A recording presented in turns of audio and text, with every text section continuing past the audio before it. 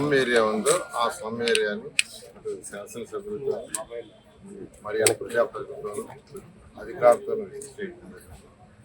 అయితే వాళ్ళ పరిస్థితి చూస్తే చాలా చాలా నిజంగా దారుణం.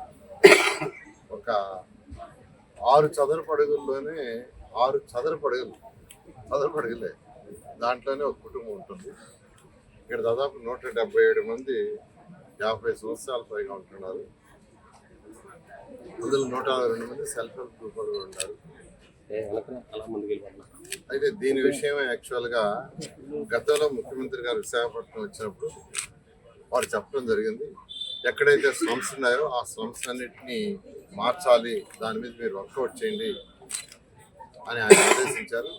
ఎమ్మెల్యేలు గారు అనేక సార్లు నాకు అడగటం జరిగింది. ఈ స్లమ్ని ఎలా చేస్తారు, ఏం చేస్తారు, వాళ్ళ పరిస్థితి దారుణంగా చూడమని చెప్తే యాక్చువల్గా ఈరోజు మార్నింగ్ నేను వచ్చాను. అది చూస్తే నిజంగా వాళ్ళ పరిస్థితి.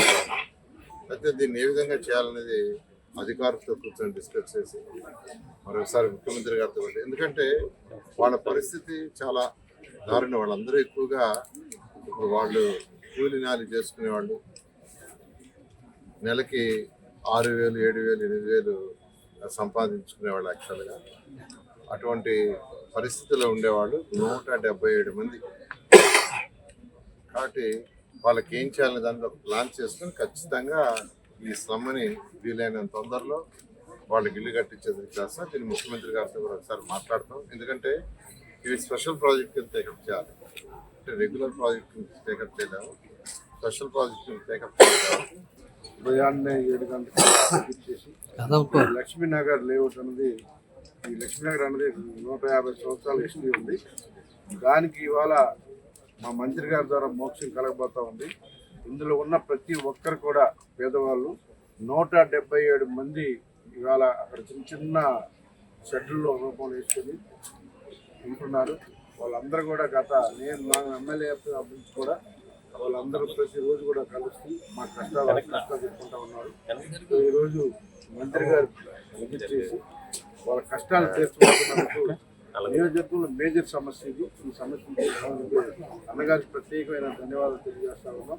అలాగే మొత్తం కూడా విజిట్ చేసి కమిషనర్ గారికి, లోకల్ పార్టీ గారికి, మా మేయర్ గారికి, ముఖ్యంగా మా డిప్యూటీ ప్రత్యేకంగా ధన్యవాదాలు.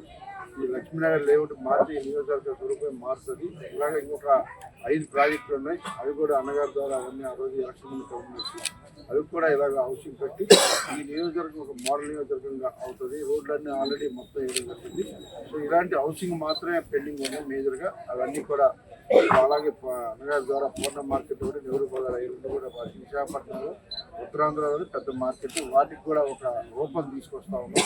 అతి త్వరలో వాటిని కూడా వంటూ స్టార్ట్ చేసే విధంగా మా కమిషనర్ గారు కానీ, మేయర్ గారు కానీ, ముఖ్యంగా అందరూ మంత్రి గారు కూడా అందరూ చూపిస్తున్నందుకు ప్రత్యేకమైన ధన్యవాదాలు. ఉదయాన్నే వచ్చి నియోజకవర్గంలో మా పేదల కష్టాలు విన్నందుకు మా మంత్రి గారికి ప్రత్యేకంగా ధన్యవాదాలు. Local to global news at your finger tips. మీ చేతిలో ఒక ఆయుధం. Download R TV app. Media legend Ravi Prakash is back.